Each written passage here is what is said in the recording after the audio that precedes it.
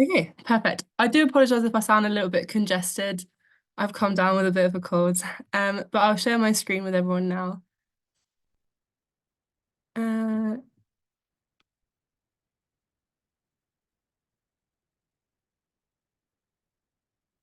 sorry, one second.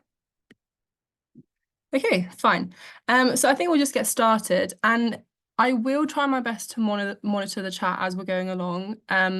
But it won't be open on my screen. I'll be checking it pretty regularly though. But I think what we'll do is we'll try to finish off a few minutes early, just so that there's a little bit of time at the end for questions as well.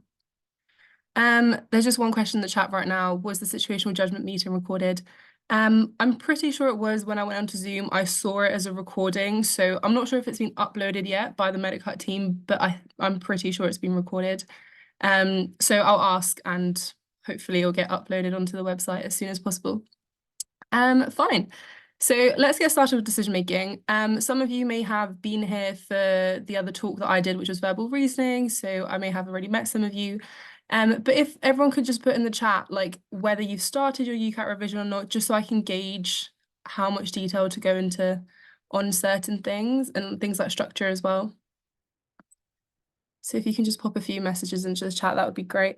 And then in the meantime, no, not yet. That's completely fine. So I've received a couple of messages that people haven't, which is honestly so fine. It's still a long, long way away. So, okay, so let's get started. So these are the stats from the previous 5 years surrounding the UCAT. So as you can see, the number of candidates has been fluctuating quite a bit. It started off with 29,000 and then last year was 35,000. But in terms of the actual scoring from the sections are scored from 300 to 900 on these first 4 sections. And then situational judgment is scored from band 1 to band 4, but it is not shown over here. So in terms of these sections, you can see that decision making is usually third from best or second from bottom, however you want to think about it. So it's not usually a highly scoring section on average for participants. But it definitely is a section that you can improve in loads by understanding the structure of it and doing loads of practice questions. And that's what we will cover today in this session. So in terms of the overview of decision making first, this is a section that is 31 minutes in total, and it is composed of 29 questions, which gives you on average about a minute per question. Now, I don't know whether that sounds like a lot or a little to you guys, but it is actually quite little time to answer these types of questions. There's loads of different question types, which we'll go through in a lot more detail. But just to outline them, you've got syllogism questions, which you guys may not be familiar with. We'll do some practice examples together. But basically, it's when you get presented with a few sentences of information that has relationships between things and objects and people outlined within them. And then you have to select correct statements from a bunch of statements, but we'll do it together. So if that doesn't make sense right now, don't worry about it. The next one is maths questions. So these are usually probability questions, and we have a few of those that we'll practice together today as well. Then we have logical puzzle questions. These are something that you probably haven't come across before, but essentially you'll get presented with some information, like a set of rules or something that you have to basically follow to work out a puzzle. And I have an example question for us to go through together as well. The next section is Venn diagram questions, which I don't think we'll actually cover in this talk, just because, again, there's so many things to cover in so little time. But the Venn diagrams, for example, are covered loads in the Medicut ebook. Then there's some inference and data questions, which, again, unfortunately, we won't have time for today. But it's essentially where you get presented with like a graph. So this could be a line graph or a bar graph, and you have to select which of the following 4 statements are correct based on the information provided to you in the graph. And then the last question type is strongest argument questions. So you'll basically be presented with a question, and then you'll have 4 arguments, and you have to be able to select which of those 4 arguments you think is the strongest. And we'll go through how exactly you do that, because it can be a bit tricky, especially if you're, a little bit like opinionated on a topic or something like that, but we'll go through how to cover those questions together. So today we'll cover syllogisms, a little bit of probabilities, tiny bit of logical puzzles, and also strongest argument questions. Unfortunately, we won't have time for Venn diagrams and inference and data questions. In terms of knowledge, you don't need any knowledge or any prior knowledge for this section. So you don't need to know any biology, any chemistry, any maths. Well, you kind of need to know a little bit of maths, but no biology, no chemistry, no physics, nothing like that. And that goes for the rest of the UCAT as well. You don't actually need to know anything from school, if that makes sense. So we've already spoken about difficulty with the previous slide. It is one of the worst scoring sections out of the four. But you can definitely get very good at it by practicing it and understanding the various different techniques and approaches, which we will touch on today. And then in terms of why bother, well, there's a range of different skills that you'll demonstrate through doing the decision-making section of the UCAT, which will be valuable to you as a medical or a dental student in the future. In terms of the challenges of this section, the first one is time pressure. So as I mentioned before, it is 31 minutes for 29 questions, a minute per question. Might sound like a lot of time, but when you actually start practicing these questions, you'll realize that is actually nothing. Especially for the longer questions like syllogisms and logical puzzles. I'd say if I was to comfortably do a question like that and take my time on it, it would probably take me about 2 or 3 minutes. So again, you have to be able to do it really, really quickly without making mistakes as well. The next one is getting sucked in. So sometimes we get, for example, a logical puzzle question where we have loads of different rules set out for us that we have to follow to work out a puzzle. And we might get really sucked into it and then just completely lose track of time, which is like another mistake that people often make within the decision-making section. So it's super important to be aware of your time as you're going through the questions. And if you feel like a question is taking too long, what I mean by this is you've already spent about 45 seconds on it and you feel like you're nowhere near getting the answer. It's probably best for you to just guess an answer, flag that question, and then move on to the next one. And then you can always come back to your flag questions at the end. And finally, it's sketching. So in your exam, you'll be given a whiteboard. So for me personally, I sat during COVID. So I did it at home with a piece of blank paper. But if you go to a test center, you're most likely going to get a whiteboard or a piece of paper. And for this section, especially decision making, you do want to be jotting things down. For example, you're working out any sort of graphs you're drawing, any sort of information you're writing down, etc. It'll be super, super helpful for you. And a lot of people don't actually know what they're supposed to be sketching or how they're supposed to be sketching. When I say sketching, I just literally mean like writing down words or numbers or something that will help you work stuff out. But we'll go through all of that together today. So we've already touched on the different question types. So the first one was syllogisms, where you read a piece of text that describes connections between different things and objects, and you've got 5 yes or no statements. We'll go through those and how to answer them. Logical puzzles, which we've touched on. Interpreting information is unfortunately one that we won't manage to go through today. But again, loads more information can be found on it through, let's say, the Medica ebook, for example. Venn diagrams, again, unfortunately, we won't touch on. I think we'll briefly touch on, but we won't do practice questions together. Evaluating arguments, we will do some practice questions together on. I do think this is a section that people often struggle with, and it's not actually that hard if you have this strategy in mind, which I'll talk you guys through. And then the last one is probability, which we'll do some questions on as well. So let's start off with syllogisms. So first I'll talk you through the structure of syllogisms, and then we can have a go at doing a practice question together. What I'll do is I'll let you guys attempt the practice question by yourself and then put your answers in the chat, and then we can go through my methodology and how I would have approached it.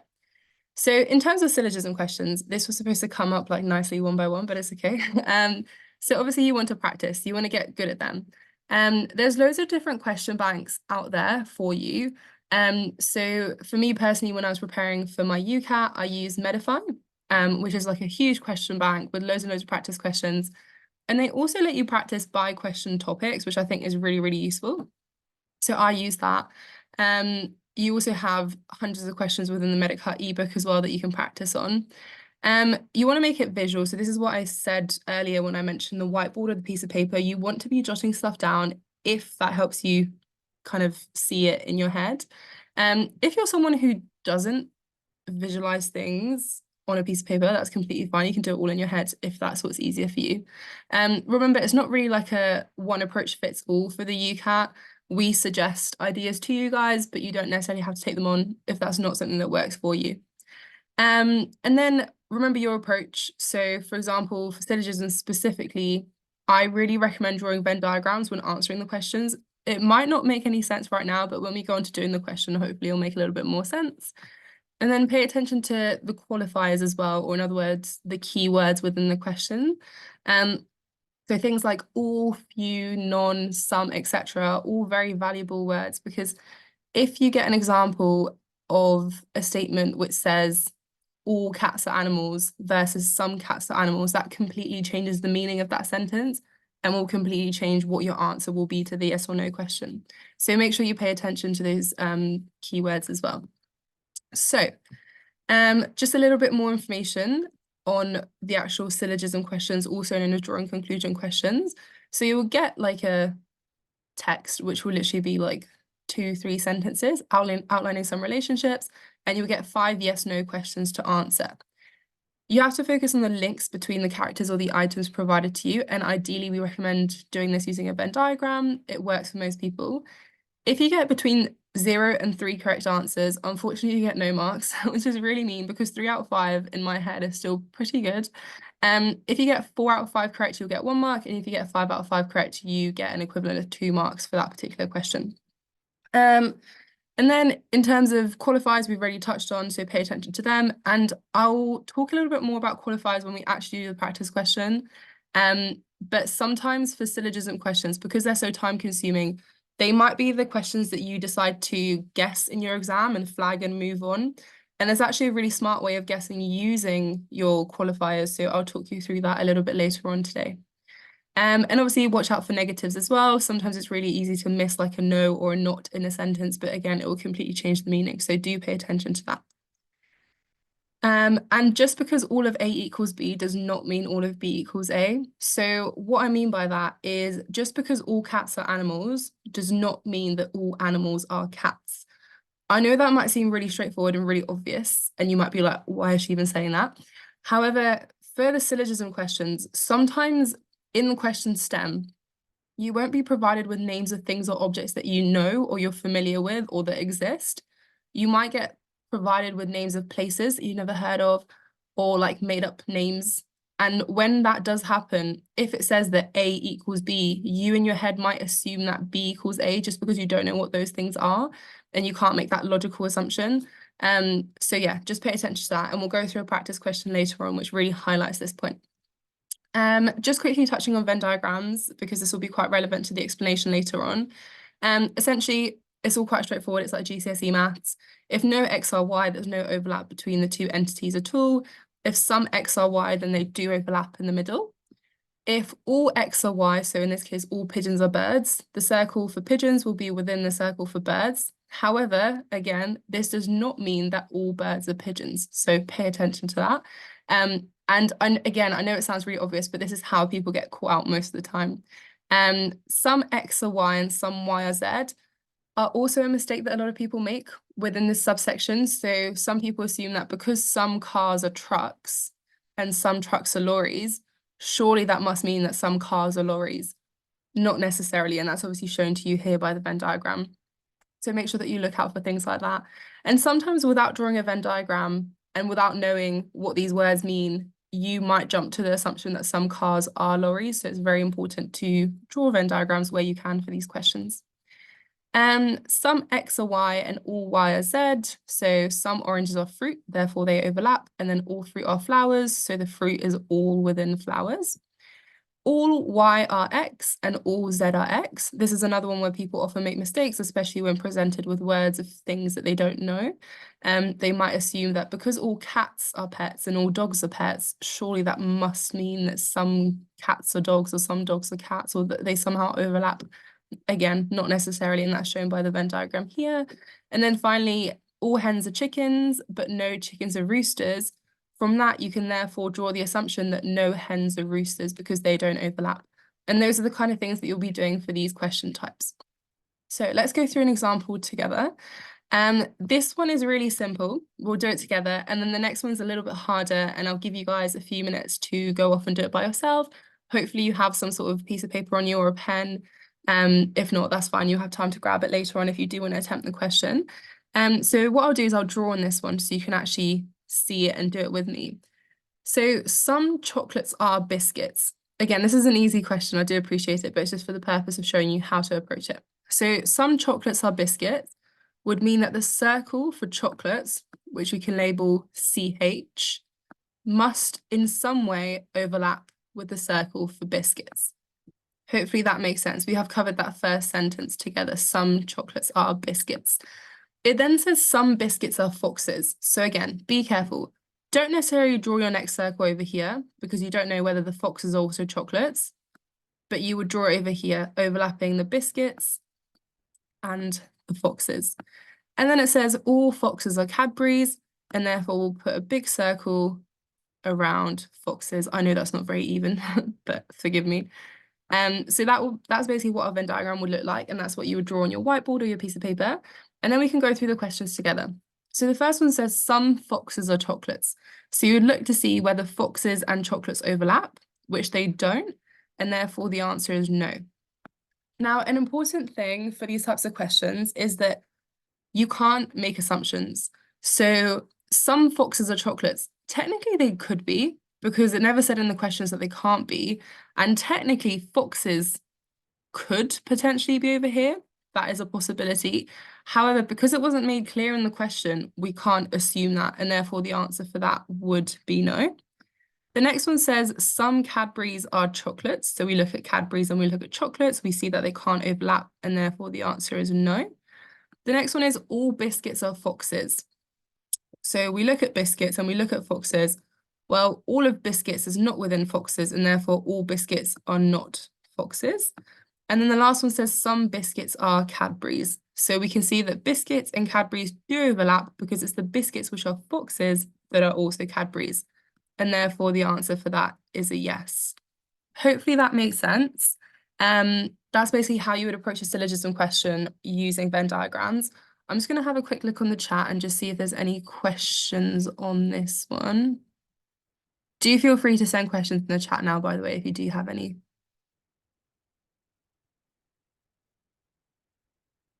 No? Okay, I don't see anything. So I'll move on to the next one. I'll let you guys have a go yourself. So that's just a little bit of the explanations. And then this is the next question. Now, this is what I mean by it can be really difficult and really time consuming. So you've got loads of different names. So you've got Baines, you got Aberers, you got Flowtree, you got Airwick. Like you've never heard of these names before, so it can be really difficult to visualize their relationships between each other when they don't actually make logical sense. So have a go at this question. I'll give you guys maybe like 3 or so minutes just to find some paper and have a go. And then if you're comfortable, send your answers on the chat, like just in one row, all of your Ys or your Ns, and then we can go through it together. And if you do have any questions about this one or the previous one, then obviously make sure to send a message in chat.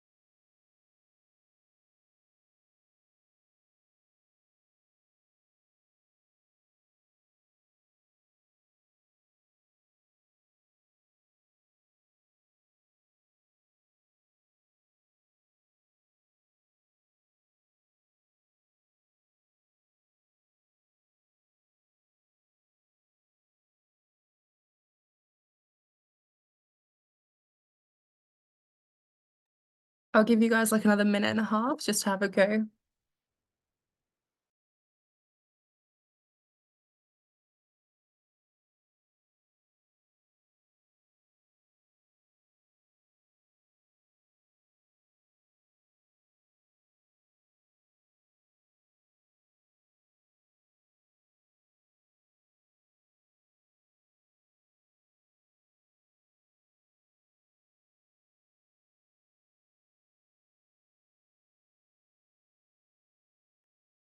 Some of you are sending it to me in private message, which is really, really good. Don't feel like you have to send it on the main chat. And I'll reply to you privately as well.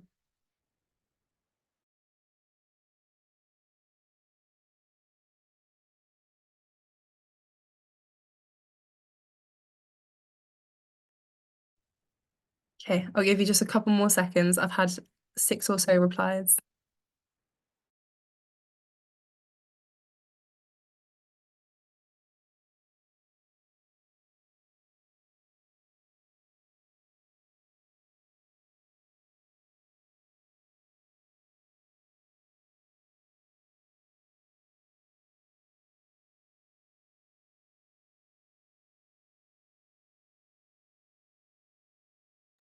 Okay, perfect. So let's go through it together. So I got like a good 15 or so replies, which is really, really good, guys. And majority of you did get the correct answer. So we'll go through this together now. So let me just get a pen up. So essentially it's the exact same thing as we did for the previous question. We just read it bit by bit and we drew, like construct up and diagram together. Sorry, I'm so congested today.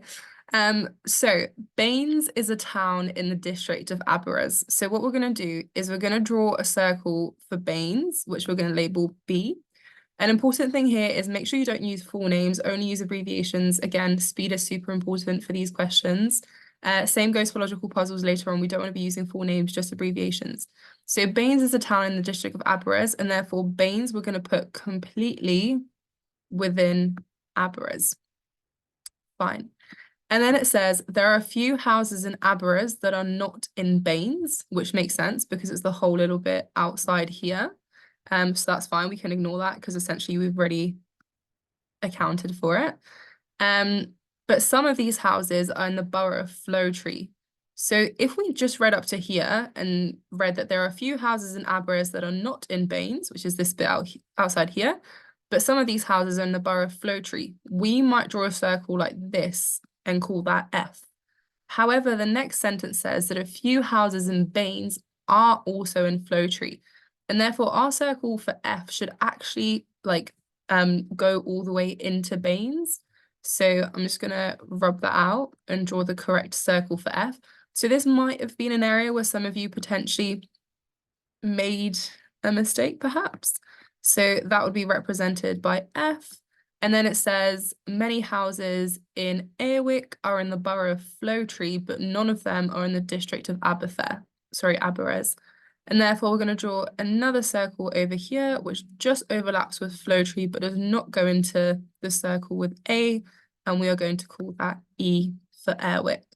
So hopefully that makes sense. And then we can go on to answering the questions together. So the first one says, some houses in Airwick are not in the borough of Flowtree. Well, that's correct because there are some houses which are within Airwick but are not within Flowtree. So basically this little bit represented here. So that would be correct. The next one says, and again, we can go back to here and it says many houses in Airwick are in the borough of Flowtree, which implies that some houses are not in the borough of Flowtree. The next one says no houses in Airwick are also in Baines. That is correct because the circle for E, which is over here, does not overlap at all with the circle for B. The next one says there are some houses in the borough of Flowtree that are neither in Baines or Airwick. So we're looking at the Flowtree and we're looking at Baines and Airwick, and that is correct because, for example, the houses here are neither in Baines nor Airwick, and therefore the answer for that would be correct. There are no houses in Aberystwyth that are not also in the borough of Flowtree. So this is really confusing because you have a double negative. Whenever you see a double negative within syllogism questions, just get rid of the 2 negatives because 2 negatives make a positive. And the question is basically saying there are houses in Aberystwyth that are also in the borough of Flowtrees. Well, let's have a look. So are there houses in A that are also in F? So, sorry, I think I got myself a bit confused there. There are no houses in Aberystwyth that are not also in the borough of Flowtree, which means there are houses in Aberystwyth that are also in the borough of Flowtree.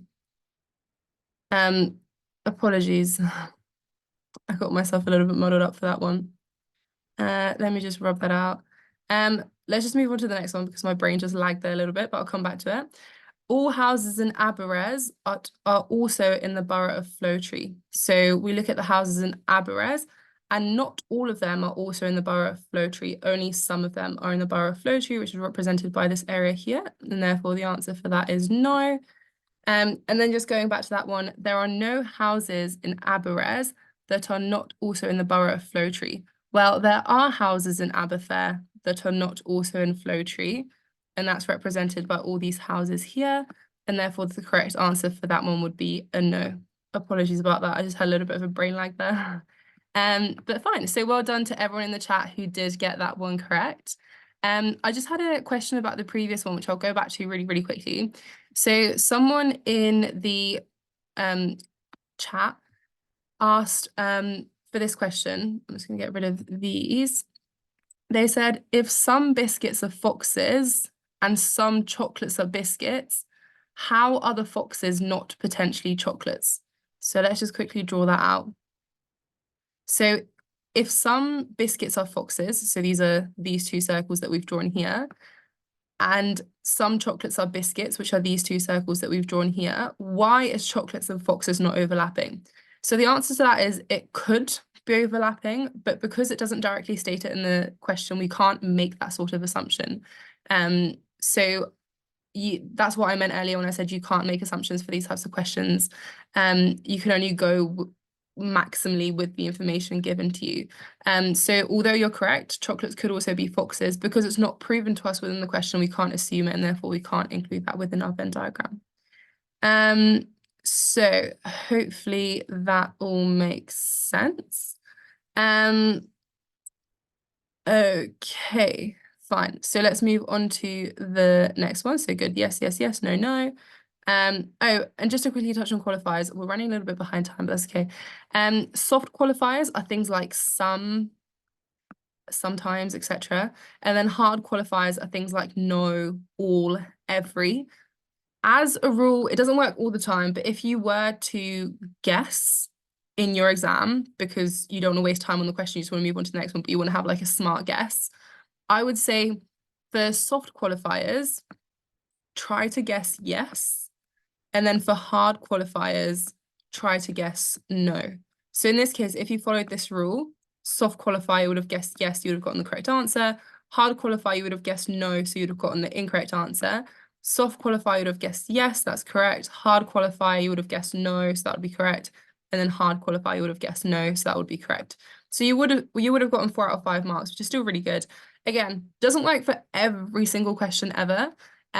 But I have found through practice of my own in the past that if I am to guess in the syllogism question, I would rather follow this rule than just have an empty guess, basically. Cool. So let's move on to the next one, which is logical puzzles. So this is where you have to work through a set of rules and work out a puzzle. We'll go through an example together. You're presented with a question stem and then also a diagram to accompany. Sometimes you get a diagram to accompany the question as well. And you have to choose out of 4, sometimes 5 statements and select which of those is correct. You don't necessarily have to solve the whole puzzle to get the answer, and that's really important to pay attention to. So let's say you get given a set of 5 rules. Sometimes you might have already worked out the answer by just following the first 3. So a really big tip for this question, actually, which I want everyone doing, is make sure you read the question, what the actual question is asking you before you read the stem and the set of rules. Because let's say the question is talking about people living in a row of houses, 1, 2, 3, 4, 5 houses. It'll make more sense when we do a practice question.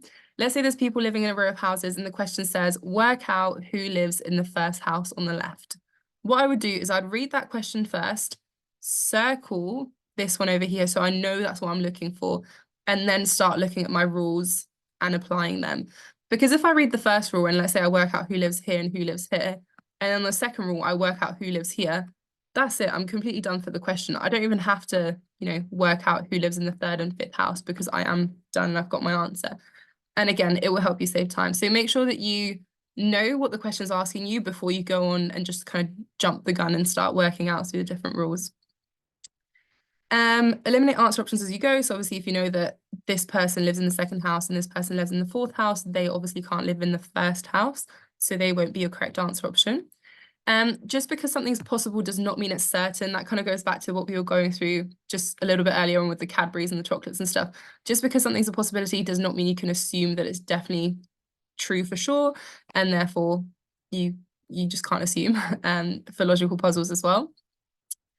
Again, qualifiers, things that are soft qualifiers are more likely to be true for these types of questions, and focus on rules that narrow things down first. So obviously the rules will be presented to you in a certain order. That doesn't necessarily mean that you have to attempt those rules within that order. Just start off with the one that makes most sense for you and that you think you could work with the easiest. And obviously use your whiteboard. That will be super helpful for this section. So in terms of the top tips for the logical puzzles, sketching, obviously super important, we've touched on. Abbreviate as well. I think I've spoken about this a little bit earlier on, so don't use full names. It is a waste of time. Make sure that you write letters for the first name and things like that. Visualize it. So again, sometimes you will have to draw specific diagrams. So sometimes you might have to draw a table. Sometimes you might have to draw, as I did earlier, just like a set of lines representing people living in a line.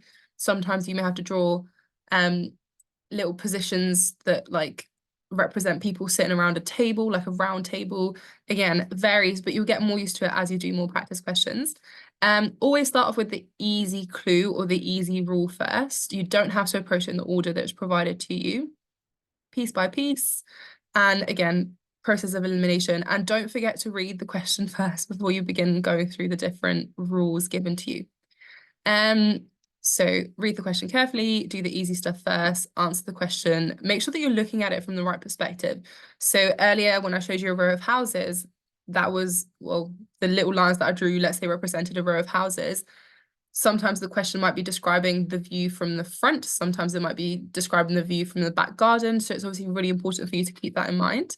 And then keep your working out on your whiteboard until you are completely done with that question. Just because you're halfway through the question, you feel like you won't need what you've written down later on for the question, you might still need it. So never rub out your working out until you're confident that you've got the answer and you've moved on to the next question. Okay, so we'll have a go at this question over here. So again, I'll give you guys, actually, unfortunately, I won't give you guys just because we're running out of time. But we'll do this question together. I will give you guys like 30 seconds or so just to have a read through it though.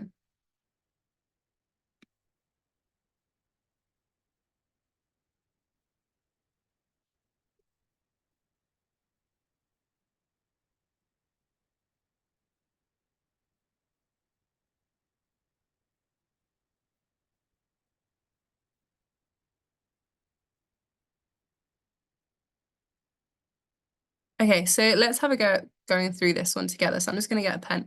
So essentially is a little bit of what I did earlier with the houses. So there are 6 houses in a lane, each which belong to one of these 6 people. Quite convenient, labeled for you A to F. So each letter of the alphabet. So what I'll do is I'll draw 1, 2, 3, 4, 5, 6 to represent my 6 houses. And then it says here, assume that the houses are numbered 1, 2, 3, 4, 5, 6, starting from left to right. Okay, so 1 to 6. Now let's have a look at what the question is asking us. Who is the owner of the 4th house from the left? So 1, 2, 3, 4. We are looking for this person here. So it's really convenient for you to just outline it so that you know who you're looking for. And if you work it out, you don't have to waste your time and answer the whole question. So now let's read through the different rules that are given to us and see how we can approach them. So the first one says Barbara and Fatima are women, whereas the remaining are men. Okay, we can't really do anything with that piece of information just yet, but perhaps it will come in useful later on. One of the houses on either end belong to a woman. So this means that either house 1 or house 6 belong to a woman, which means that's either Barbara or Fatima. But again, we don't have enough information to write anything in just yet, so we can't. Arab's house is next to Fatima's house, and Arab's is 5th in the sequence of houses. Well, that we can write in, so we can write Arab in as the 5th person in the sequence of houses. So we've done that rule there. And it says that Arab's house is next to Fatima's house. But now we don't know whether Fatima's house is the 4th or the 6th house, so we can't actually do anything with that piece of information just yet. It then says Derek's house is adjacent to Barbara's, and Derek has only one neighbor. So if Derek has one neighbor, it means that... Sorry? Are you okay? Okay, I think that was an accident. So if sorry, what was I saying? Derek only has one neighbor. So if Derek only has one neighbor, it means that he has to be on the edge. if Derek was on 6, it means that his neighbor would be Arav. However, it says that Derek's neighbor is Barbara, and therefore we can assume that Derek is in fact in house number 1, and Barbara, his neighbor, is next to him in house number 2. Now, because Derek is a man and he's in house number 1, and earlier we learned that one of the houses on the edge belonged to a woman, we know that house number 6 has to belong to a woman. And it says that Ara's house is next to Fatima's, and therefore we know that we can put Fatima over here as the woman in one of the edge houses. And obviously Barbara has already been put in her place, so we know that it can't be Barbara. And then it says the remaining houses in a sequence belong to the respective owners according to alphabetical order. So A, B, which means C must be here, D, and therefore E, who is Eric, must be here. So the correct answer for this one would be Eric. So hopefully that all makes sense. So for this one in particular, you did have to work out the whole puzzle to get your answer. But again, maybe not most of the time, but a lot of the time you don't actually have to work out the whole puzzle. So make sure you always read the question first. I'm just gonna check the chat. Fine. Okay. Again, if there's any sort of general questions, I'm happy to stay at the end and answer them. Okay, let's do an equation question together. So these are a subset of questions within logical puzzles where you get presented with a few equations and then you have to work out the unknown, which in this case is the question mark. So for this one, there's various different ways to approach it. Obviously, you have to like sub things in and sub stuff out. So what some people tend to do is they like to, for example, start off with B and see whether B is the subject of any of the other 3 equations. If it's not, they might want to rearrange the equation so that it's B equals D take away C. So they've rearranged that equation and then they put it in, etc. But that can be very time consuming. I think on these questions, a really, really important thing for you guys to do, which will save you loads of time, is just have a look at it to begin with and see if any of these 3 equations sub into the one with the unknown without having to sort of move it around or anything. So I'll let you guys have a go at this question for like a minute or so and have a go at doing it and put in the chat if you think you have the answer.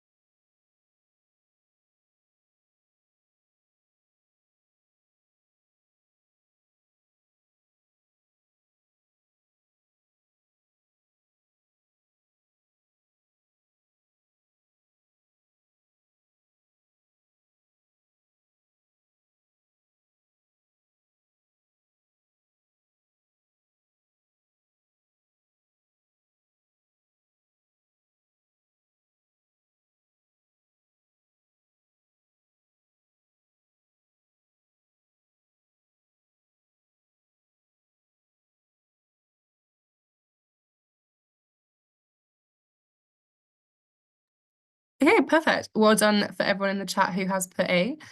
So we'll go through how to do this together. So essentially, it's really simple if you just like take a step back and try to look at the bigger picture. So what you're trying to do is you're trying to look at your equation which has the unknown in it, and you're trying to identify on the left side whether there are any letters that are already grouped for you together that you can find in any of the other equations. So for example, this could be B plus A. So can you see B plus A anywhere? Yes, you can in the first equation over here. And therefore, you know that you can sub this A plus B into this last equation here. And we'll do that together. So we're basically subbing equation 1 into equation 4. So instead of B plus A, we're going to do C plus D, because that's what it's equal to according to equation 1, plus C equals D plus question mark. So C plus D plus C equals D plus question mark. So we can get rid of the 2 D's because they cancel each other out, which means that 2C is equal to a question mark. And then if we look at the other equations that are provided to us, we can see that 2C is equal to A, and therefore the correct answer for our unknown in this case is A. So well done to everyone who did put that. What do you mean? Sorry, someone put in the chat, what is the equation we are checking? What do you mean by that question? Feel free to like unmute yourself as well. I don't want it to feel like a lecture.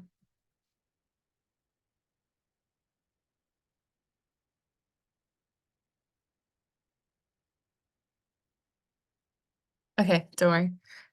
How long should you take on a question like this? So this one I think would be quite quick, maybe about 20 seconds. You can get equation questions which can take a little bit longer because it's not as easy as this and you can't just sub two in at the same time. Sometimes you will have to only sub one in at a time. So in this case, another good way to do it is to sub the second equation into the fourth one. So instead of D, you would write C plus B. So it'd be B plus A plus C equals C plus B. The C and the B's cancel out, so A is the unknown. So for this one, there was actually loads of different options for you to sub things in really easily. But sometimes you do have to do a little bit more moving around and stuff. But yeah, I'd say 20 seconds for a question like this, probably max. Okay, let's have a go at another one. I'm just gonna rub out, actually that's still from the same question. Let's have a go at this one. So again, I'll just give you guys a couple minutes in the chat just to have a go.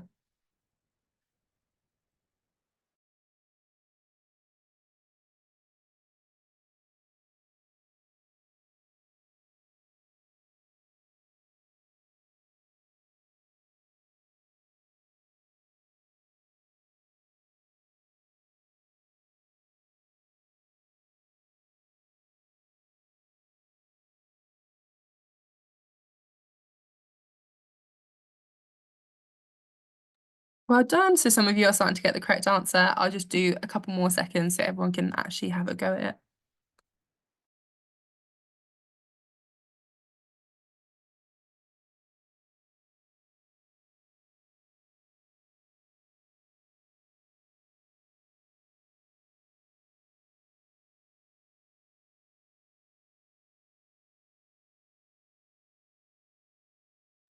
Okay, perfect. So let's go through it together.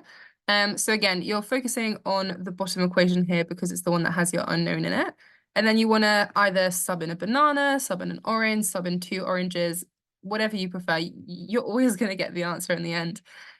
So for this one, a good thing to look out for is which equations have similar entities within them. So for this one, we have bananas and oranges. For this one, we have oranges and pears. For this one, we have oranges, pears, and bananas, which is quite good for us because it has oranges, which we have in our unknown equation, and it has bananas, which we have in our unknown equation. So it could potentially be one that we want to be looking at. And then the top one has apples, bananas, pears, and oranges. Our one only mentions bananas and oranges. So again, the first and the second one, I think, are good equations because they both include the entities that we have within our unknown equation. However, for the first equation, it has an apple and also a pear, which are not mentioned within the fourth equation. So if we sub the first one into the fourth one, we would basically end up with two new unknowns. And the point of this question is to try to get down to as little unknowns as possible to try to work out the answer. Whereas for the second equation, we only have one. When I say unknown, I mean fruit that is not mentioned in the fourth equation. So we only have a pear that is not mentioned in the fourth equation. So the second equation is probably a good one to use to substitute into the fourth one. So that is personally what I would choose for this one. And what I would do is I would make banana the subject of that second equation. So orange plus pear equals banana take away orange. I would substitute that to make banana my subject, and that would be equal to orange plus the orange that we took over from the right side onto the left side, plus my pear. And then I would, again, I'm using abbreviations rather than full names to make it easier for myself. And I would substitute that B into here. So it would be O plus P equals O plus O plus question mark. And therefore we can work out that our unknown in this case is a pear, making B the correct answer. So well done to everyone who has put that in chat. So hopefully that makes sense in terms of equations. I am going to move on just because of time. But if there's any questions at the end, I'm happy to stay behind for a few minutes as well. I just want to get through the PowerPoint in an hour, just in case you guys have other places to be. Fine. Next one is evaluating arguments. So you'll get a question which says, should X happen in order for Y to happen? So should plastic bottles be recycled in order to save the environment? And then you'll get 4 arguments. Usually there'll be 2 arguments arguing yes and 2 arguments arguing no. Sometimes you'll get 4 yeses, 4 nos, it depends. Now, things to look out for in these questions, the first and most important thing is relevance. So the strongest argument will address both the X and the Y aspect. So earlier when I said, should plastic bottles be recycled in order to save the environment? If one of the arguments said, yes, plastic bottles should be recycled because they're really expensive to make, that is, you can automatically discard that argument. It is not strong because it's not relevant. Although it addresses the plastic bottles being recycled, it did not address the environment. Instead, it talked about cost and therefore it's not relevant to you. So relevance is probably it is the first thing that I would look at when it comes to evaluating argument questions. Because 9 times out of 10, you can discard 2 of the 4 arguments just by looking at relevance. So it's a really easy and fast way to do so. The next one is logic. So the correct solution must not require assumptions to make logical sense. Again, this comes up and again, but don't make assumptions within your UCAT. Take things at face value and how it's given to you. Be aware of generalizations. So for example, if you have an argument which is arguing that yes, we should recycle plastic bottles because when Bristol recycled plastic bottles, they like massively saved the environment. Not necessarily a strong argument because it's generalizing one city to, let's say, the whole of the UK. So be very careful of generalization. It doesn't necessarily mean it's a strong argument. Just because more is available does not mean more will happen. So an example here is just because schools will offer more sports does not mean that will actually lead to students doing more sports. So be careful about arguments which sound strong, but are in fact like offering things to be more available, which does not mean that more of it will actually be done. Set aside any personal beliefs. So obviously no personal beliefs in this section. You just answer it based on whether it's relevant, whether it's logical, whether it's not generalized, etc. Yeah, quickly eliminate answer options using relevance. I think that's definitely the first most important thing for you to do in these questions. Options which have evidence tend to be stronger than those without evidence. So if anything says that scientifically based that XYZ or it's been proved that XYZ, is probably you're gonna be leaning towards it being more of a strong argument. Whereas things that sound opinionated are usually likely to be weak arguments, and those will include qualifiers like might and could and things like that. And again, I personally don't like this section. I think it's very up to debate a lot of the time. But it's a section that you have to do as someone sitting in the UCAT. So we'll go through it together. So let's have a go at a practice question. So this one so this is an example. We have 4 no's because the question is asking you whether you should legalize drugs. So the UCAT probably wouldn't be giving you 2 yes options for this one. So should we legalize drugs which millions of people consume, such as marijuana, in order to greatly reduce the number of criminals in our country? First thing we do in the question is we identify our X and we identify our Y. So our X in this question is legalizing drugs. And our Y in this question, so in order to, achieve what, is to reduce the number of criminals in our country. That is our Y. And then we start reading through our arguments. So the first one says, no, drugs such as marijuana are illegal for a reason and should not be legalized to please their consumers. Pay attention that sometimes it won't necessarily say legalize drugs or reduce the number of criminals. It might be rephrased in like a synonymous way. It would still be relevant if it's like a synonymous rephrasing. So do be wary of that. So for this one, it does talk about legality of drugs, fine, but it doesn't talk about criminals, and therefore it is not relevant to us, and we can discard that as an answer option. The next one says, no, there is not enough evidence surrounding the consumption of marijuana to justify making it legal. Again, legality is spoken about, but reduce the number of criminals is not touched on at all, and therefore you can eliminate that answer option. No, marijuana is a dangerous drug and would endanger the public if it were available to be readily consumed. This is what I mean by synonymous phrasing. So legality, although it's not mentioned per se, it's implied when it says if it were available to be readily consumed, and therefore in a way legality is spoken about in this argument. And also, although it doesn't say directly reduce the number of criminals, it does talk about endangering the public and things like that. So technically number of criminals are being spoken about. So I'd probably leave it in for now. I wouldn't eliminate it straight away, but I would definitely look at the next one to compare it and see whether it's stronger or not. And the next one says the majority of people who are taking illegal drugs, so legality is mentioned, have not been convicted, and therefore legalizing it, again, legality as mentioned, would definitely not reduce the number of criminals we have greatly. Criminals mentioned. So as you can see, although both C and D are relevant because they address both the X and the Y, D would be a stronger argument in this case because C is quite opinionated. No, marijuana is a dangerous drug and would endanger the public if it was available to be readily consumed. Whereas D is more factual. It says that the majority of the people who are taking legal drugs have not actually been convicted. So that is more of a fact rather than an opinion like C, and therefore D would be your stronger argument in this case. So hopefully that makes sense. I don't see any questions in chat at the minute, so I will take that as my sign to move on. But if you do have any questions about it, obviously we can come back to it at the end as well. Fine. So that's just a little bit of an explanation. So no mention of why, no mention of why, and then opinionated, which would make D the strongest argument. Fine. There was another example here, but we won't have time to go through it together. But essentially, same thing. You identify your X and your Y, and then you eliminate them based off not being relevant and also being opinionated. I think majority of the times it's relevance and opinionated statements that you can eliminate really, really easily. And the more you practice, the easier that becomes as well. Just to very briefly touch on Venn diagram questions, I don't have any examples for you guys today. But there are two different ways that Venn diagrams can get presented to you within the UCAT.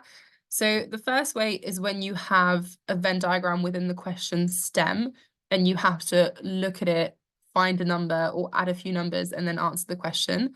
So that's the first type of question. You essentially read the information, the little question stem that accompanies the diagram, get an idea of what this Venn diagram is actually showing you. You then look at what the actual question is asking you. What kind of information do I need from this Venn diagram? Go on and answer it. Very easy questions, probably will take you about 20 to 30 seconds max. That's the thing with the decision-making section. I know I said 1 minute per question at the beginning, but some questions will take you longer, some questions will take you shorter. I'd say evaluating arguments like the one we just looked at, Venn diagrams, a few of the equation questions that we went through earlier are probably like the easier questions and will take you about 20 to 30 seconds. And then logical puzzles and syllogism questions are definitely the ones that will take you a little bit longer, so like 1 minute and 20 seconds or something like that. But again, if you feel like you're taking too long, make sure that you guess an answer, you flag that question, and then you just move on to the next one, you come back to it. The other type of question that you can get within Venn diagrams is when you just get a piece of information and then your answer options are Venn diagrams themselves. So you might have a little question stem which outlines the relationship between like 3 different things, and it tells you how many, let's say we have people that study different subjects. So people studying maths, people studying biology, people studying chemistry. And then it says that 20 people study biology and maths, 15 people study all 3, etc. And you'll get given 5 different sets of Venn diagrams within your answer options, and you have to select which ones or which one fits the appropriate information provided to you. So those are the 2 types of Venn diagram questions. Unfortunately, I do not have any examples for you today, but hopefully that just gives you a little bit of an insight when you go on to start and practicing Venn diagram questions. And then finally, to finish off, we'll just touch on some maths and probability. I would say the probability questions within the decision-making section of the UCAT are probably not too difficult once you know how to approach them. It is literally just GCSE level maths, but it's the time pressure and the stress of the exam that comes with it. And that's what makes these questions difficult. The questions themselves are not difficult at all. So just a few basic rules on probability that you guys need to be aware of. All probabilities of a possible event add up to 1. So the probability of the event happening and the probability of the event not happening should equal 1. Independent events. So when you're trying to find the probability of A and B happening, you times the 2 probabilities together. And when you're trying to find out the probability of A or B happening, you add them together. If there's anything you take away from this whole talk, or for the probability section maybe, just remember these 2 bullet points over here. They will be the most important to you within the probability section of the decision making. You can use probability trees if you feel like that will help you work out your answers, but they can be a little bit time consuming. So we'll go through an example of a probability tree diagram and what it is in case you haven't covered it at school. It might help you visualize the working out, but again, it can be very time consuming. So just be aware and do it at your own risk, I guess. And this is already what we spoke about. So the AND rule is when you're trying to work out the probability of A and B happening, you times it, and when you're trying to work out the probability of A or B happening, you add it together. And obviously the probability of something happening is the total number of ways that it can happen over the total number of possible outcomes altogether. Just to briefly touch on conditional versus independent probability, don't worry about it too much, you just need to know that it exists. Most of you probably do. So independent probability is when one thing does not affect the other. So this is like rolling a dice. If I roll a 6 on a die 20 times, on my 21st go, I still have a 1 in 6 probability of rolling a 6. Doesn't change it at all. Whereas a conditional probability is where it is affected by a particular condition, or you might want to think about it in terms of like counters and having like a bag of counters and you take one out and you put it away. That will now affect the probability of you picking out the next counter because there's less in the bag, etc. So conditional and independent probability is important. So just make sure that you know the difference between the two. So this is just an example of a tree diagram. I actually did it in the wrong order. So it wasn't supposed to cover, it was supposed to uncover, but it's okay. You can just see the whole uncovered version. We were supposed to like go through it one by one, but it's fine. So there are 5 chocolate cookies and 7 vanilla cookies in a jar. Ben picked 2 cookies at random, one at a time, therefore conditional probability, because what he picked on his first pick will then affect what he picks on his second pick. And then it says, what's the probability of him picking 1 chocolate and 1 vanilla cookie? So for him to pick 1 chocolate and 1 vanilla, he could either pick chocolate first and then pick vanilla, or he could pick vanilla first and then pick chocolate. And this is why the and the or rule comes in really important here. So what you would do is you would do the probability of him picking a chocolate first, which is 5 out of 12, and then picking a vanilla, which is 7 out of 11. So you'd work that out. So 5 out of 12 times 7 out of 11. The reason we're doing times is because we're doing chocolate and vanilla. So we've done that. And then you want to work out the probability of him picking a vanilla first and then a chocolate. So 7 out of 12 times by 5 over 11. So we've done that. And now because we want him to pick 1 chocolate and 1 vanilla, he could have either done it this way, which is root number A, or he could have done it this way, which is root number B. And remember, when we're trying to find the probability of something or something, we're going to add them together. And that's why you would add those 2 probabilities together to get your answer here. So this is it represented by a Venn diagram, but this kind of question is the most common probability question within the decision-making section of the UCAT. 9 times out of 10, your probability question that you'll come across will be one where you have to times 2 probabilities together and then end up adding them together. So just make sure that you're familiar with the and the or rule, and you'll be so fine for this section. And I think we actually have an example. Again, I did it the wrong way around. I'm so sorry. We have an example question that we'll do together, which is basically essentially what we just did on the Venn diagram, but without a Venn diagram. So I'm going to give you guys just a minute or so to have a go at this, and then I think that will be it, and I'll be happy to take some questions. So I'll just set a 1-minute timer, and then you guys can have a go at this question. So I'll start the timer now.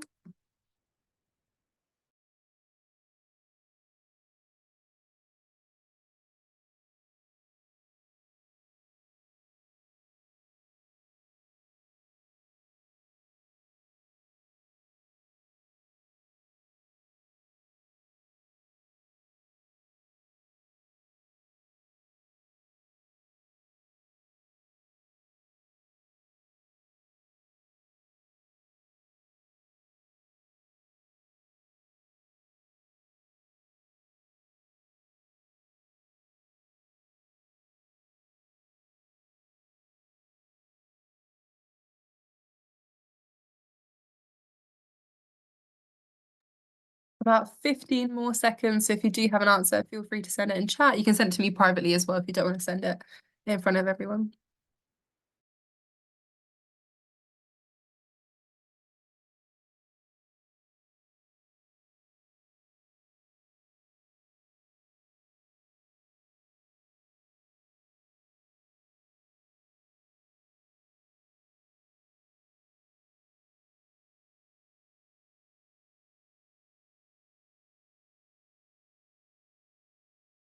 Okay, so let's go through it together.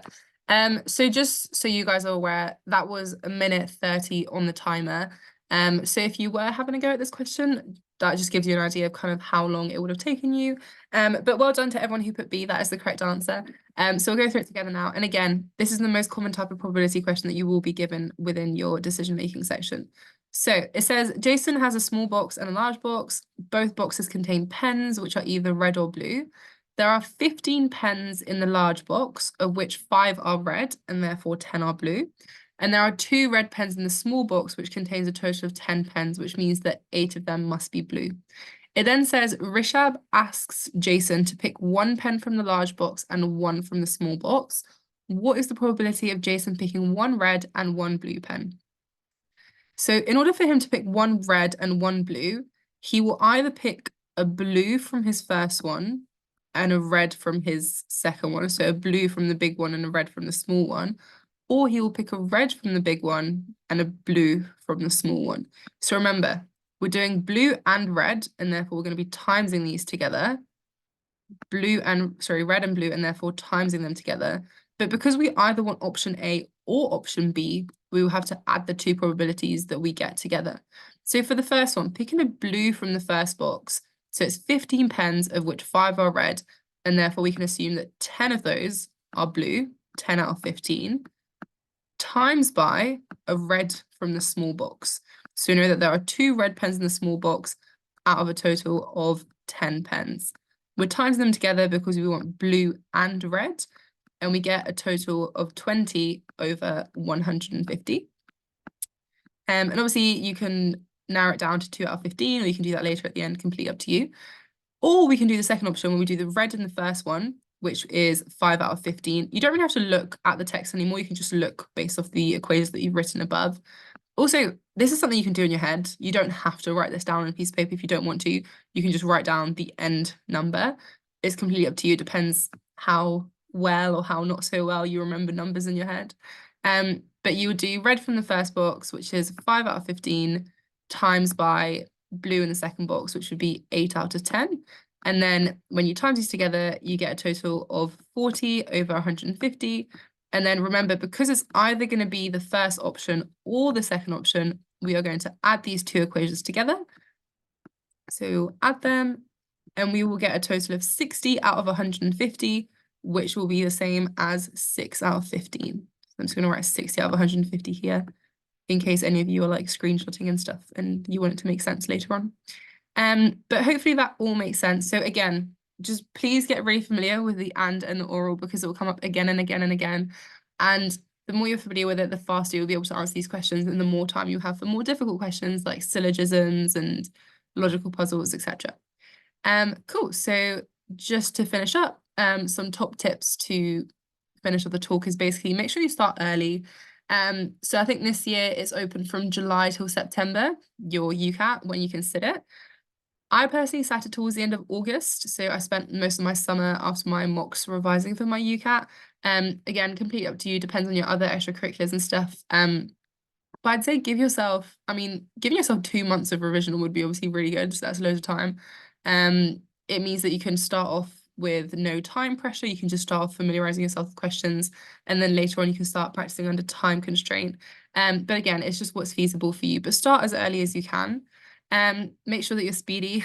So we've spoken about some ways in which we can speed up questions. So doing Venn diagrams, doing like not necessarily answering the whole of the logical puzzle, but just getting up to a point where we have the answer and things like that will all help you with speed. Make sure that you use your whiteboard or the piece of paper given to you. It will make life a lot easier if you are someone who likes to visualize things written down. Practice by question type. So I mentioned earlier, so I use Medify as my question bank. They give you options where you can practice questions based on the question type. So one day, if I was feeling like I was a little bit weak at syllogism questions, I would go and spend an hour or 2 hours just practicing syllogism questions. And I think that's quite nice because it helps you make mistakes and then learn from them and apply them straight away onto the next question. So I definitely do recommend that. Same with the Medicut ebook. I'm not sure how many of you have it, but it's also structured based on the different question types. So what will happen is you have like an explanation of a question, an example, and then you will have your own question to practice as well. Get familiar with the techniques. So I've already spoken about this, and obviously well done for coming to the talk. You've already began to get familiar with some techniques. Make notes of any mistakes that you do make and learn from them. Venn diagrams for syllogisms we touched on today.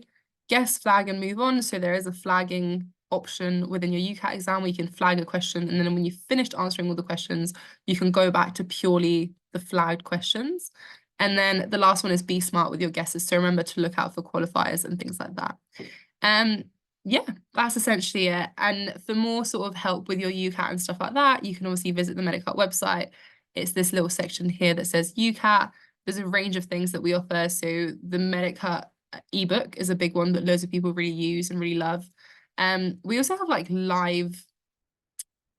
online like weekend courses for the UCAT where we cover things in a lot more detail over a 2-day period. And then obviously things like one-to-one tutoring if that's something you're interested in as well. And there's also a UCAT planner on there as well. If you go onto the section, you press down, you'll find a link to a free UCAT planner where it will basically help you structure your UCAT revision so that you're covering all the sections in reasonable time before your exam. And I definitely do recommend downloading that and basically being organized with your revision. But yeah, I'm happy to take some questions now. So I'll just look through the chat. What was my timetable and plan when preparing for the UCAT? So for my UCAT, I think I ended up giving myself about 6 weeks of preparation or equivalent. I think for the first week or two, it was more about getting familiar with the different question types and how to answer them. And then I started practicing. I would still be doing practice questions on various different note banks, but I wouldn't be doing it under time pressure. Whereas when it hit like months before my exam, that's when I started practicing under time pressure. And yeah, and doing mocks and things like that. I'd say if possible, give yourself more than 6 weeks if you can, if that's something that is doable for you. The more time, the better, definitely. The app that I said, it's not an app, it's like a website, but it's called Medify. I think it's called Medify. It's basically just a question bank. It has like thousands of questions for you to practice on, and it's online as well. How long did it take you to start seeing progress in the amount of time you were taking to answer each question? Loads of time. That's why I say start early, because again, the UCAT is so difficult. And the thing with the UCAT is your score will vary from day to day. Like one day you might sit a mock and you will do really well, and then a week later you might sit a mock and not do so well, just because the questions in the mock just weren't for you or they were a lot more difficult. And that does happen. So try not to beat yourself up about it, basically. But yeah, definitely keep practicing. It will take a while to start noticing improvement within the timing. What I do recommend is get to grips with the actual get to grips with the actual way of answering the questions first and with the techniques before you go on to practicing timed questions, just because otherwise you might get a little bit disheartened when you get them wrong or when you run out of time when you're doing like practice mocks. Yes, I can go back to the last screen on top tips if you wanted to screenshot. Why do people say that situational judgment is the least time pressured when there are 69 questions in 26 minutes? It seems like it would be quite rushed. No, it is the least time pressured. I think the reason for it is because a lot of the questions are linked to one question stem.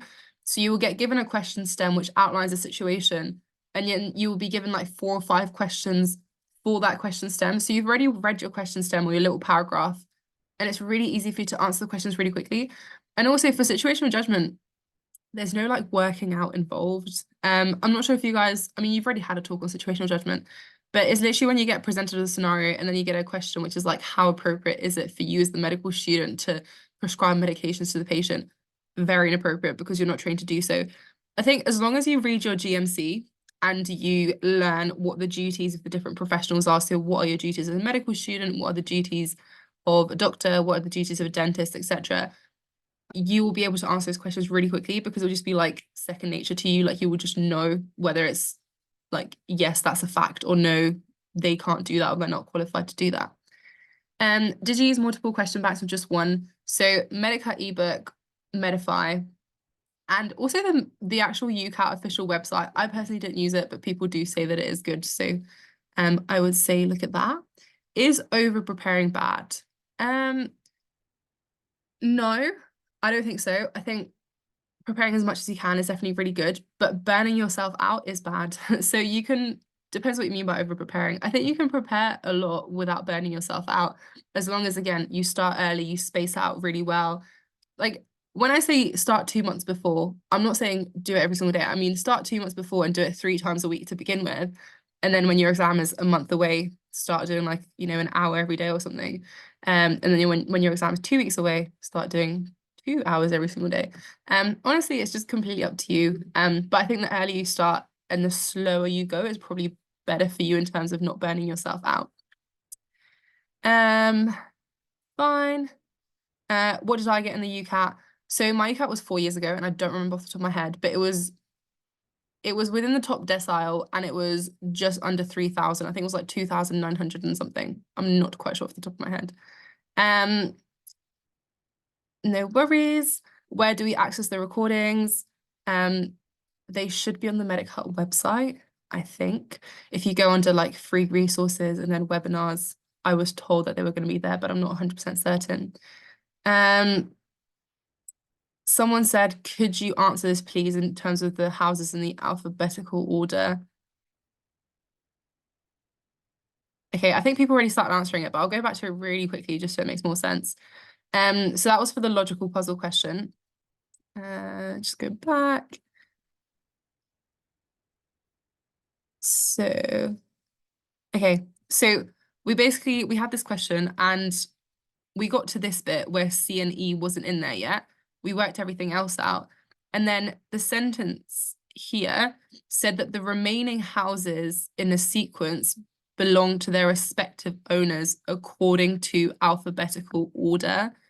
The only owners left, well, A has already been assigned a house, B has already been assigned a house. So it's only C, D has been assigned a house, and E that are left. And if we look at it in alphabetical order, C comes before E, and therefore we would write it in like that. And then the person we're looking out for would be Eric. So hopefully that's fine. What section, in your opinion, is the hardest on the UCAT? Personally, the verbal reasoning. I wasn't really like an English girl at school, and so I don't really like the verbal reasoning section. Some people love it. Some people hate the math section, so the quantitative reasoning. It's completely up to you. Are the Medic Hut UCAT videos outdated as I've bought it, but now I'm worried about this? No, I mean, you can't really get outdated UCAT content, I don't think.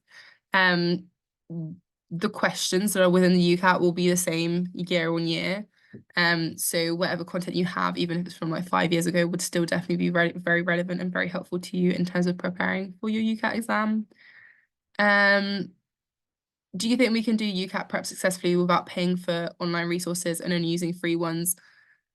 I mean, it's a little bit difficult for me to comment on. I think obviously do what you're able to do. I'm not going to sit here and like force anyone to buy anything, but I do think that some of these resources are really valuable. I think the Medic Hut ebook in particular is amazing. It talks you through the different questions, through the techniques, and then lets you practice them on top as well. So it's completely up to you. I would say they're definitely really helpful if it's something that you can afford. I'm not sure if you guys have seen the Medic Hut Instagram, but recently they have been advertising a not a scholarship. Oh, I forgot the name. Maybe they called it a scholarship, but they're picking 10 students who they're giving from like various different backgrounds and stuff like that who might be a little bit disadvantaged, and they're offering them these resources for free. So if you feel like that is you and you might be in that position, then obviously feel free to fill that out and send it, and hopefully you might be selected. But that was on their Instagram recently. I'm not sure if it's still up there, if it's still open, but maybe go to their website and have a look. Thank you so much for sending the link to the webinars on the chat. Thank you so much for the compliments and the comments as well. Yes, bursary is the correct name for it. Thank you. But yeah, I think honestly, I think it is worth paying for them. But obviously it's only if you're able to. If you're not able to, that's completely fine. But look into like the bursary as well if you feel like that could be helpful to you. But again, there's so many free resources out there as well. Like you won't necessarily be disadvantaged. But yeah. Any other questions? I think that's everything so far that I've answered. Any questions about anything? I think this is the last webinar for you guys. So if you have any questions about like medical school, life at med school, anything, honestly, just feel free to ask away. What is Imperial like? I absolutely love it. It was my first choice uni, and I'm really happy with it. I think it's a little bit academically challenging, but I think it's really good.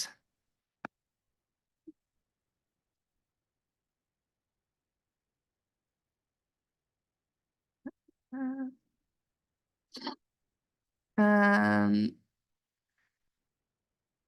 do you know when the situational judgment webinar will be available to watch on the website? I'm not sure. I'm not sure when the situational judgment webinar was delivered to you guys, but hopefully it'll be up soon. It might just take the team a while to put it up. Um, but yeah, shouldn't be too long, hopefully. Um, what would you say is more valuable to buy, the question bank or the UCAT ebook? I I can't comment. Honestly, it's completely up to you. I had both and I thought they were both equally as helpful as each other. Um, so yeah, I'm not really sure. What did you do that you think benefited you getting into Imperial? Um, I think for me back then it was the BMAT. That's something that they looked at, and obviously you predicted A-level grades as well, and then your actual A-level grades. But I think Imperial really focused on interviews as well and how you performed in the interview. So as long as you were a nice person, you came across as really friendly, I think they would have accepted you. Um, I also applied to UCL, King's, and Bristol for my medical school. Yeah. What extra reading, research, extracurriculars did you do for your personal statement to get into Imperial? In terms of extra reading, I think I read like two books that were like biographies from doctors, but I don't think I actually mentioned them in my personal statement. In terms of research, I didn't do any research. And in terms of extracurriculars, I was part of the medical society at school. I also did netball, I coached netball, and I was netball captain. Um, but I didn't do like too much in terms of research and stuff. I had a little bit of work experience as well. I had 2 weeks worth of work experience at like a renal unit in a hospital near me. So I really reflected on that within my personal statement. In general, like within your personal statement, make sure that you talk about, you reflect a lot on what you learned. So yeah, don't just say what you saw, but tell them how that influenced your learning as well. Um, is medical school hard in terms of like competition? That's a really good question. Yes and no, it kind of depends how you look at it. So technically, where you score in your year doesn't actually affect your job anymore as a junior doctor. It used to, but not anymore. Now it's just more of like they call it a happiness scale. So no matter whether you're top of the year or bottom of the year, you're equally as likely to get the same job if you both put it as first choice on your ranking in your final year. Um, which again, everyone has mixed opinions on. But I think if you go into medical school like just wanting to pass and just wanting to have a good time, then by all means you can just pass and have a good time. If you go into medical school wanting to be like top of your year, then I think it might get difficult at times in terms of competition and stuff if everyone wants to be really, really good. But it's not something that like stands out to me personally. And I feel like the uni I go to is quite like academic as well, and it doesn't stand out to me that much. So it's probably not something that I would like worry about. What unis do I recommend? Well, I only go to one, so I feel like I can't really comment on the other ones. But I recommend Imperial. I really like it. How much work experience did you do? So I did 2 weeks at a renal unit in a hospital, and then I did a 1 week program that was like it was called like a young doctor's internship. I'm not quite sure. But it was like a paid experience. Um, what did I take at A levels? I took biology, chemistry, maths for my A levels, and then physics for my AS. And I got 3 A stars and then an A in my AS. But it was predicted grades. I was during the COVID year. In terms of how I revise, I did flashcards. I still do flashcards to this day as a medical student. I absolutely love flashcards. Um, what attracted me to Imperial in terms of course structure? So I'm from London. I live in London. I wanted to go to London uni ideally. Um, so an Imperial was like the highest one academically. So I guess that's what attracted me to it. Also the actual location of it as well. It's in South Kensington, which is a beautiful, beautiful place. Um, like city life and things like that. Um, mm, mm, mm. Do you think it's fine if we have no in-person shadowing or watching doctors work only online and just talking with doctors? My local health authority doesn't allow me into healthcare settings. I don't have any connections. Very valid point. So I was kind of in the same position, although I was lucky enough that my school found me some work experience. But I don't know any doctors either. I'm literally the first person in my family to go to university, so I don't know anyone either. Um, so I would say I was quite lucky. Try to get in contact with your school if you can. I know that you said your local health authority doesn't allow work experience. But try to get in contact with your school. Maybe they can sort something out because they have more like power or authority or something like that. But if not, I mean, volunteering is a really good one if you can't get actual work experience in a hospital, because you're still with people that have, maybe some health issues, and you can definitely reflect loads on those encounters as well. Could you be more specific about how you made your flashcards, especially for biology and chemistry? It was so long ago. I think I did it based off the spec. So I'd use the spec to make my flashcards. Can't remember what the spec actually looks like. It was quite a while ago and I don't tutor biology or chemistry, so I've kind of forgotten about it. But I'm pretty sure the spec is designed in ways where you can like create a flashcard for points within the spec and then have an answer on the other side and do loads of practice questions for all of your A levels. Do you know much about the difference between SQA results compared to English level A levels? I'm not quite sure. I'm so sorry. Any tips on how to structure personal statement? Medicut is like holds personal statement webinars closer to when personal statements are due, so I would definitely attend those. But yeah, there's probably loads of resources out there. I just bullied my teachers at school to have a look at mine and read through it and give me feedback. So definitely do use your teachers at school as well. Thank you so much for everyone that's leaving and leaving comments as well. What attracted you in terms of course to Imperial? So to be very honest with you, I didn't actually look at the course structure that much before I applied. It was literally just because it was a very academically driven university and it was in London and I'm from London and I like to be academically driven. So I'm probably not the best person to speak to in terms of what my reasoning was behind choosing my universities and why I chose them. I didn't really do it in like a smart way. I had a backup, well, my backup uni, for example, was Bristol because it was outside of London. And it was not one I necessarily wanted to go to. But I'm probably not the best person to speak to in terms of like stuff like that. But in terms of the course structure at Imperial, it's a mix of in-group tutorials and also lecture-based, which I do like now that I'm actually at Imperial. But yeah. So the meeting will be up on the Medic Hut website, I think under like the free webinar section. So hopefully you'll be able to find it there. I'm not sure when they'll upload it, hopefully as soon as possible. I've heard that the situational judgment one still hasn't been uploaded, but hopefully they'll get back to you ASAP. How can you make your personal statement more competitive if you don't have hospital or GP work experience? Completely understandable. Not everyone is able to get hospital or GP work experience. Again, I think get in touch with your school if you can. They helped me massively with organising mine because I thought I wasn't going to get any either because I had no connections or anything. So definitely do get in touch with your school. But if not, you can still reflect on so many different things. So even ones that you attended online, perhaps, or any sort of courses that you did online can be very valuable when reflecting on them. I would definitely recommend doing volunteering if you don't have work experience because it's something you can do in person, in real life, have sort of patient contact, people contact, and then reflect on it and talk about it. So yeah, I definitely would do some volunteering. What's my why medicine? So it's a really hard question to answer. So in terms of what I put in my interview answers, it was to do with my little sister. She got like a febrile convulsion and we thought she all died when she was like 5 and we got rushed to hospital and it was really scary. So that was like a big thing that happened in my life that kind of made me realize that medicine is something that's exciting. It's kind of something I want to go into.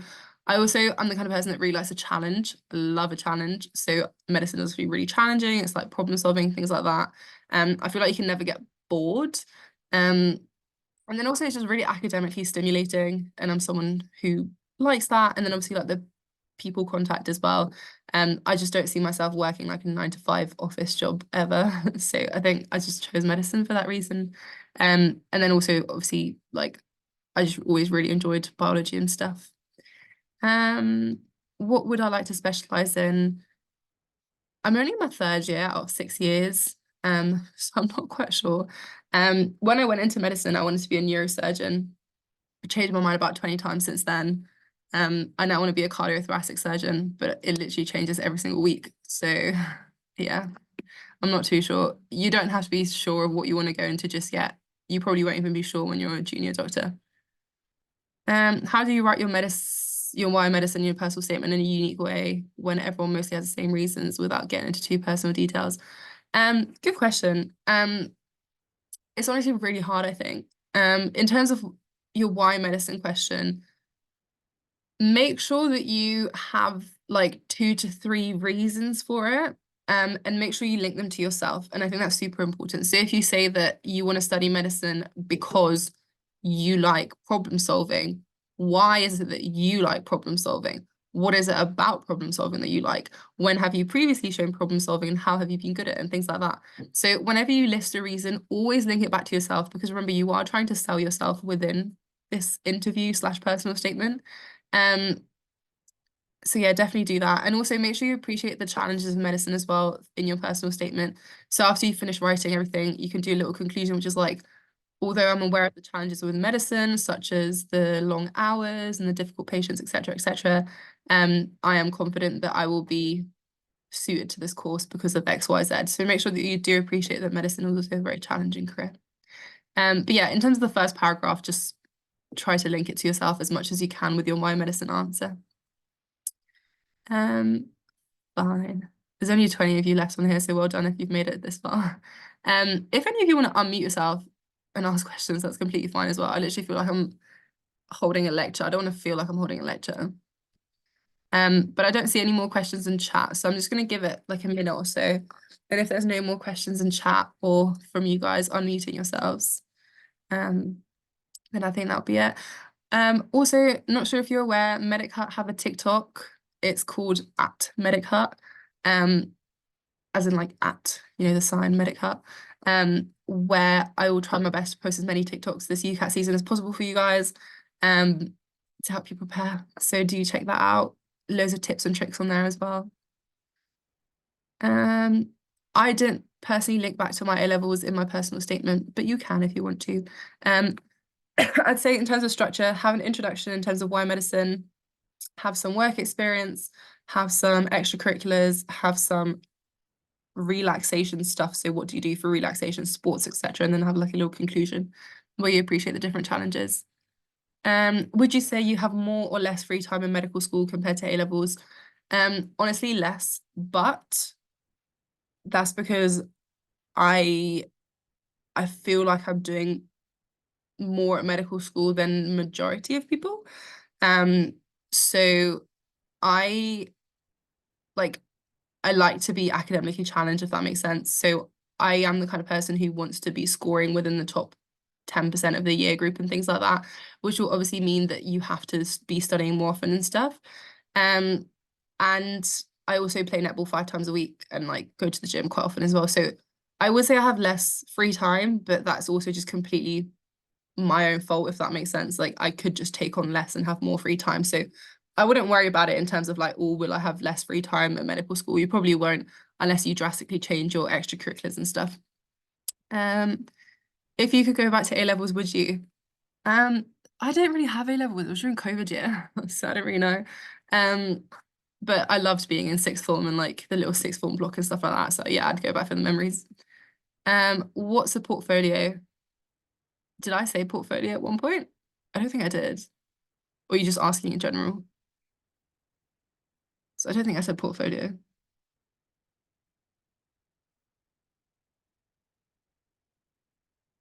Someone else asked a question.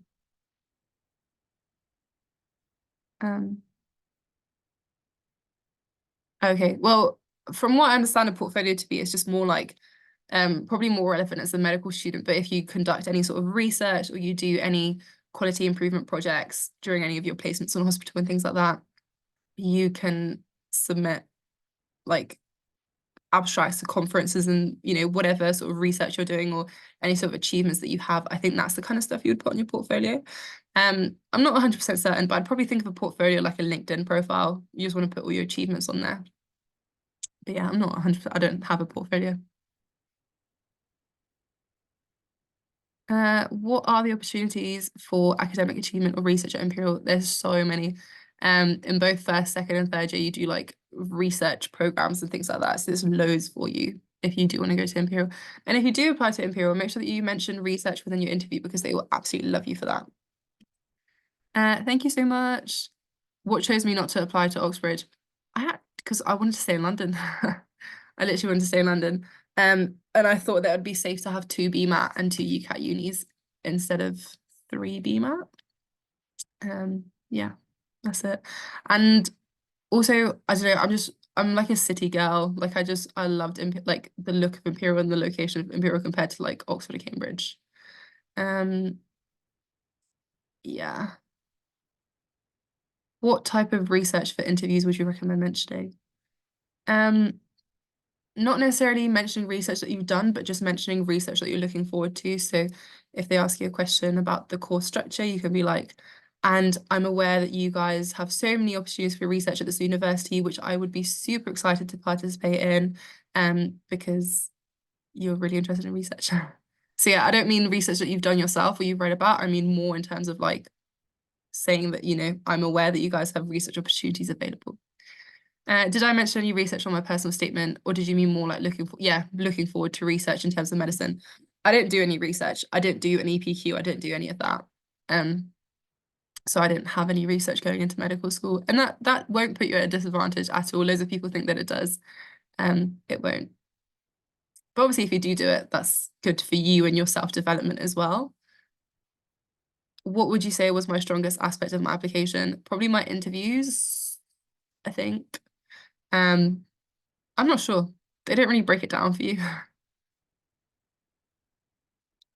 Tips to do really well in interviews. Probably don't have much time to go into in detail. But go onto the Medicut TikTok and there will be loads and loads of videos that I filmed last year, like answering interview questions and structures for interview questions. So definitely do recommend that. Okie dokie. I think I'm gonna finish up, guys, because we're already overrun by 35 minutes. But yeah, thank you so much for coming, everyone. I hope it was useful. I hope you actually managed to take something away from it. And yeah, make sure to check out the Medical website for any more information or any more resources. And obviously the Medical TikTok I will recommend because I make the TikToks.